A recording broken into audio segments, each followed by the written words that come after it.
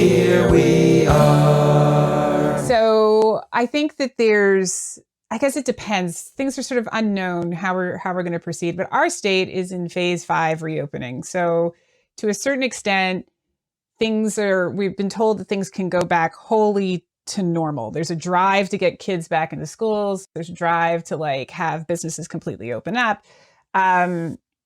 And so, with that, the CDC has released a bunch of statements that broadly disagree with the WHO and a number of other jurisdictions around mask wearing and whether or not you really need to wear one if you're fully vaccinated, if you need to wear them indoors if you're fully vaccinated or outside. And so there's a whole bunch of and things around travel.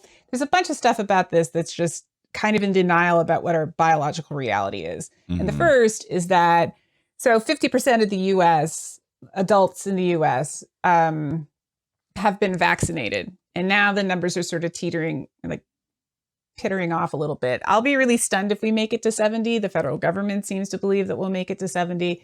So great. Wouldn't that be great if that happens? I'm excited about the possibility of that. There's about 50 million children that still don't qualify to be vaccinated. And COVs travel really, really well among children. So that's the first thing. Just because adults are vaccinated doesn't mean that there aren't lots of people who can act as vectors for this virus in the first place. The second is that the vaccines have rolled out kind of unequally. So some people are better protected than others. Internationally, that's absolutely the case, where the U.S. has hoarded the vaccine market. So everyone else is behind, and lower income nations are in really big trouble. So it doesn't really justify, if you're fully vaccinated, you jumping onto a plane and going to some other location just because you think that you won't get severely ill. Mm-hmm. And I think a lot of this connects to a misunderstanding generally about what these emergency use authorizations for the vaccines that are on the American market mean. And so at the moment, these emergency use authorizations, while they demonstrate that the vaccines are very very effective, and it seems that efficacy overall is really good, they're not indicated truly, because indication is a word that you use when something's actually formally approved. Emergency use authorizations are not formal approvals. They're emergency approvals. So I guess pseudo-indicated. They are pseudo-indicated for manifestation of either moderate symptoms or severe ones. And so you can still be vaccinated. At the data that's available at the time that these approvals went through is that you can still be vaccinated and have mild symptoms. You can still carry it, right? Mm-hmm. So I guess that there's all of that. And that still, the way that people understand these vaccines to work, I think is allowing the rationalizations for certain behaviors that are not necessarily safe. Yeah. Oh man, I have so many questions now. So the vaccines, I don't know how rigorously this particular aspect of it is, but the vaccines do seem to lower the risk of getting COVID in the first place, correct? Mm-hmm. And then if you get COVID, it does seem to lower the risk of spreading it. Mm-hmm. Lower, not completely. That's the strangest thing that I see over and over again, is this pretty basic misunderstanding where people are like, well, if you have the vaccine, what do you care if I have the vaccine? Right. It's like, well, no, it doesn't mean that I'm 100% invincible. Now it's lowered. Yeah, it's also fundamentally uncooperative, right? If we want to proceed through this, all healthy people that can access this vaccine need to have this vaccine. And there needs to be, the Biden administration is working really hard on this, but they're trying to reach into communities to to help increase access. There's other things that are worth thinking about. Like, we don't know how long the protection lasts. Mm-hmm. Not everybody's coming out with the same antibody titer. So some people are going to mount great memory responses and some people are going to mount crap ones. The vast majority of the people who die of this infection are over the age of 65, where we already know that there's issues generally around whether or not vaccines can mount, whether or not people will mount a suitable memory response to a vaccination in the first place. And there's a lot of work that's gone into like the herpes zoster, what is herpes zoster in real life? Shingles, the shingles vaccine, to ensure that people do mount a response.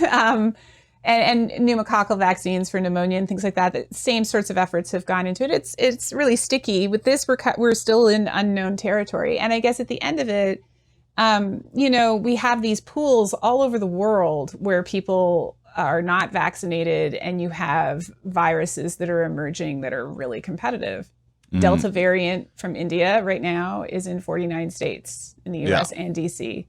It's in Wisconsin. No, or 49 states, of course. It would be odd if it wasn't here.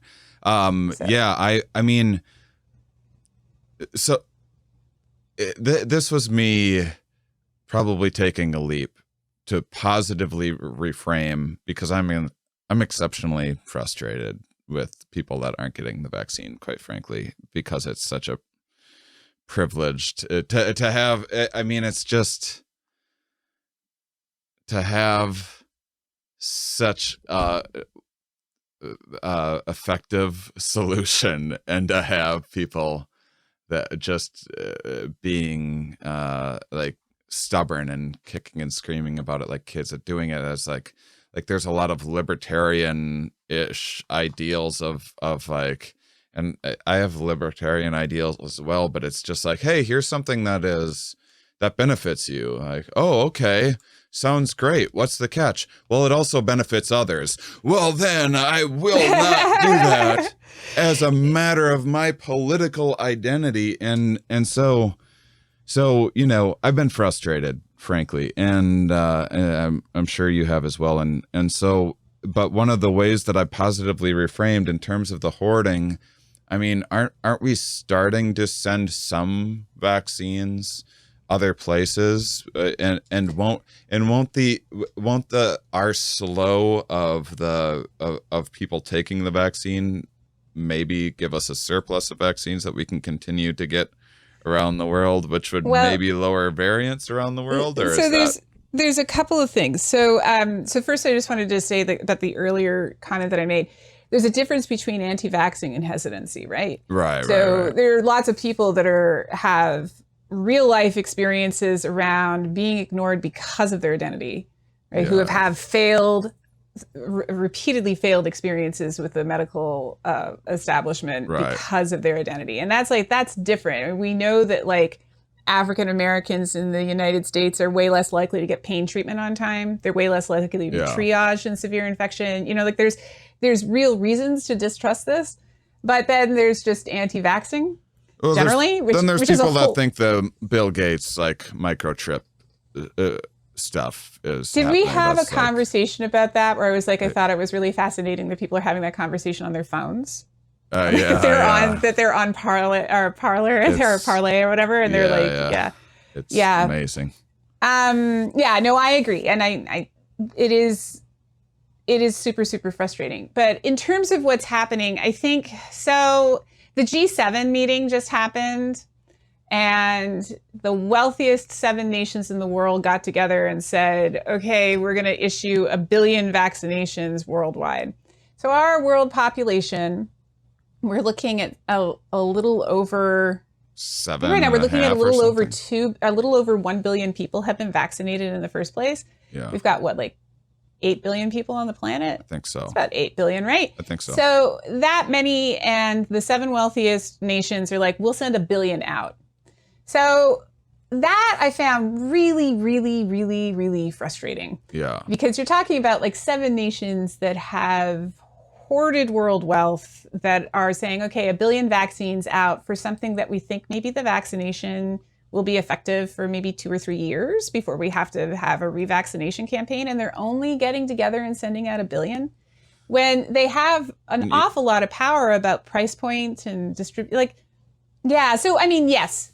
So you need more around like 21 billion vaccines to kind of cover. You need a lot. All the need.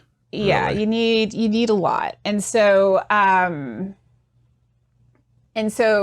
that I've found pretty tough. South Africa has better surveillance than a lot of other middle and low income countries, and they're going through like multiple very, very serious waves, and a lot of this has to do with just stalled vaccine purchasing and distribution. So then you think about countries where we don't have as much insight, that are really, really poor. So I think that like it would be great. 1 billion is fantastic. It would be really awesome if they could get out the door and do a few, another 7 billion, maybe.